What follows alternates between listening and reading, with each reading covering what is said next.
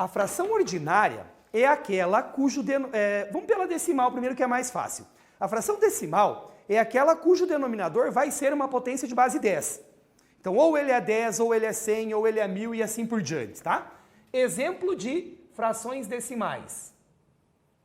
5 décimos. Outro exemplo. 3 centésimos.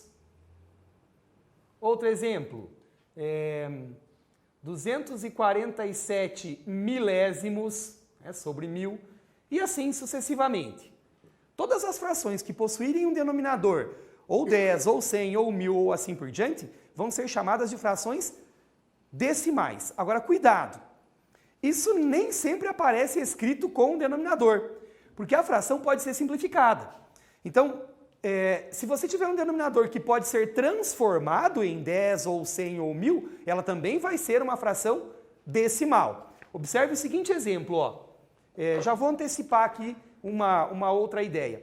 O que é simplificar uma fração? Simplificar uma fração é procurar um número que divida ao mesmo tempo o numerador e o denominador. Então eu olho, por exemplo, para a fração 5 sobre 10. Existe algum número que divide o 5 e o 10 ao mesmo tempo? 5 e 10 dá para dividir por um mesmo número? Qual é esse número? Por 5. Se eu posso dividir os dois por 5, então eu digo que eu posso simplificar esta fração por 5. E o ato de simplificar é você dividir efetivamente. Então, 5 sobre 10, dividindo o numerador e denominador por 5, ou simplificando por 5, vai resultar em 5 dividido por 5, que dá 1, 10 dividido por 5, que dá 2. 1 sobre 2. Notem, quando eu escrevo 1 sobre 2, eu não enxergo o denominador 10 aqui, mas ela é uma fração decimal. Por quê? E aí, lembrem-se disso, porque a gente já resolvendo questões aí, em alguns momentos, a gente já viu isso. A fração pode ir ou voltar naquilo que daqui a pouquinho a gente vai chamar de classe de equivalência. O que eu quero dizer com isso? Eu quero dizer que se eu posso pegar o 5 sobre 10 e simplificar e fazer ele virar 1 sobre 2, eu também posso pegar o 1 sobre 2 e uma fração equivalente a ela fazer aparecer o 5 sobre 10. Basta multiplicar em cima e embaixo por o mesmo número. Então a gente vai se perguntar para o número de baixo. Vou dar um outro exemplo, ó. A fração 3 sobre 100 não dá para simplificar, certo? Não tem um número que divida o 13 e o 100 ao mesmo tempo, então essa vai ficar assim. Agora, eu posso pegar um outro exemplo de fração aqui. Por exemplo, a fração 1/4. A fração 1/4 é uma fração decimal. Aí você se pergunta, professor, mas como é que você sabe que ela é uma fração decimal se não tem o denominador 10 ou 100 ou 1000? A pergunta que eu faço é assim, ó. Eu consigo fazer aparecer um 10 ou um 100 ou um 1000 aqui? Seria o mesmo que perguntar assim, ó. Existe alguém por quem eu possa multiplicar em cima e embaixo ao mesmo tempo, que faça virar 10 ou 100 ou 1000? Nesse caso, se eu multiplicar por 25, embaixo e em cima tem que ser o mesmo número, porque é o contrário da simplificação. O que vai acontecer aqui? 1 vezes 25 fica 25, 4 vezes 25 fica 100. E aí eu tenho 25 sobre 100, que é uma fração decimal. Ok? Então as frações decimais são aquelas que ou possuem de cara um denominador, que é uma potência de base 10, 10, 100, 1000, ou alguém que pode ser transformado em uma potência de base 10. Agora, a principal dica está aqui, gente, ó. Frações decimais são aquelas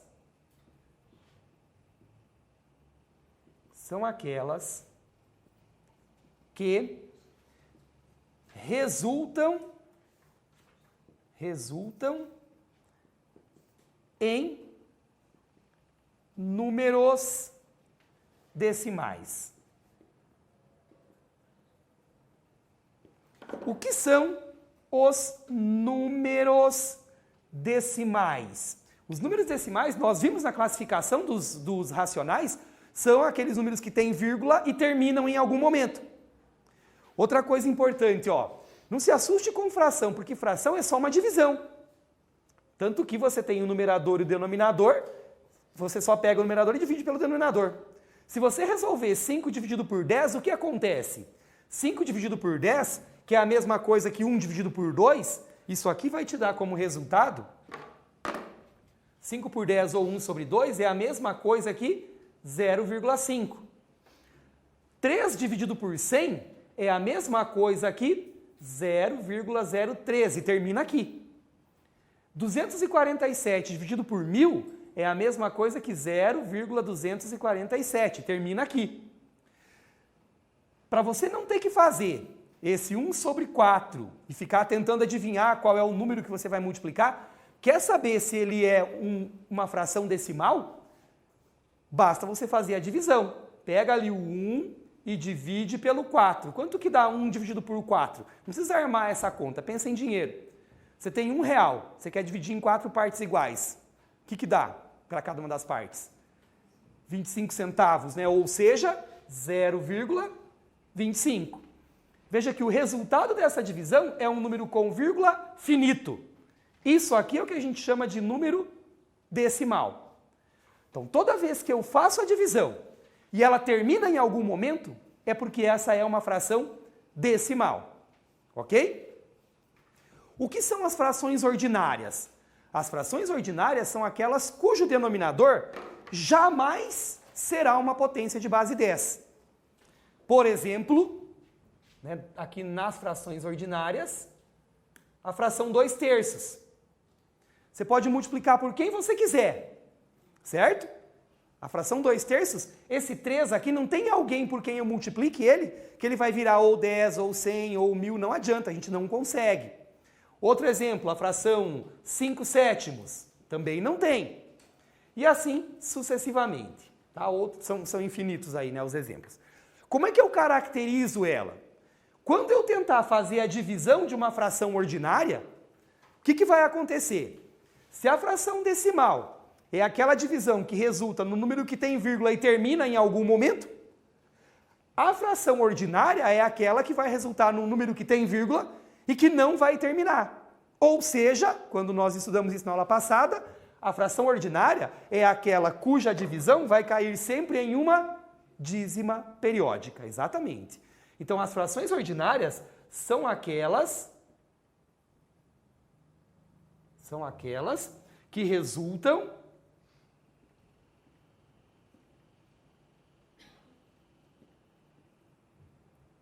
em dízimas periódicas. Tá? Isso para você entender a diferença entre uma e outra, tá? Aí, como é que isso aparece em prova? Isso aparece quando o elaborador não quer dar a resposta, e aí você resolve, encontra uma fração como resposta, vai para as alternativas, ao invés de ter as frações, ele vai falar coisas sobre as frações. É uma fração própria, é uma fração imprópria, é uma fração decimal, é uma fração ordinária.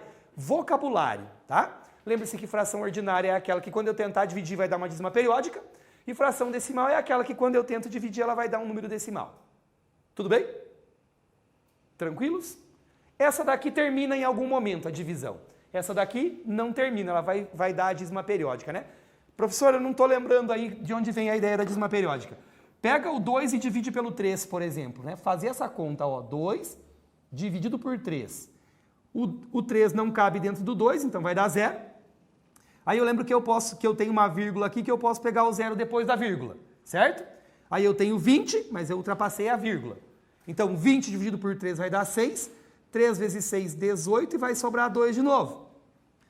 Esse sobrar 2 aqui me faz lembrar que eu posso pegar o outro 0 que vem depois aqui e baixar ele. E aí repete o 20. Se repete o 20 é porque vai repetir o 6. E vai repetir o 18. E vai sobrar 2 de novo. E isso nunca vai acabar. Ou seja, isso aqui vai dar a dízima periódica 0,6666666.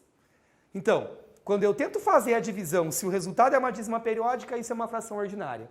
Quando eu tento fazer a divisão, se o resultado é um decimal finito, número com vírgula que termina, então isso é uma fração decimal. Simples assim. Tudo bem? Tranquilos? Fração própria, fração imprópria e fração aparente. É outra classificação, tá, gente?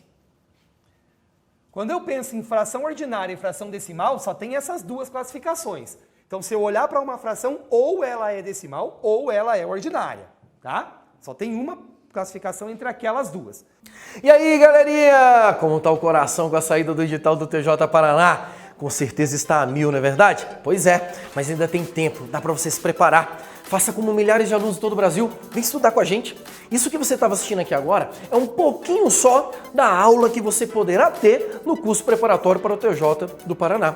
Nós preparamos um curso personalizado para você, com uma equipe de peso. Está lá o professor Pablo Jamilk, professor Fernando Andrade, meu amigo Franco, Juliana Pereira e eu também.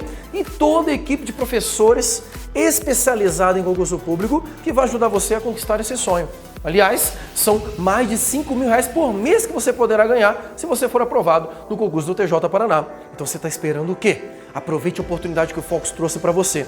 Você pode comprar o nosso curso agora, em 12 vezes sem juros. 12 vezes sem juros. E se você não tiver cartão que você está quebradão, você pode comprar também no boleto em 6 vezes sem juros. Mas para você que já tinha reservado a graninha para investir nessa preparação, dá para você comprar à vista também com um descontaço de 12%.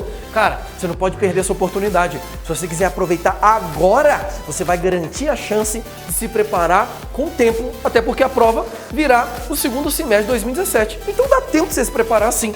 Quiser comprar o curso agora? Só clicar aqui nessa caixinha, você já compra agora, o curso já começa a estudar com força total. Então vem pra cá, vem estudar com a família Fox, vem estudar com essa equipe maravilhosa que está pronta para ajudar você a mudar de vida. Lembrando sempre que para passar tem que ser Focus!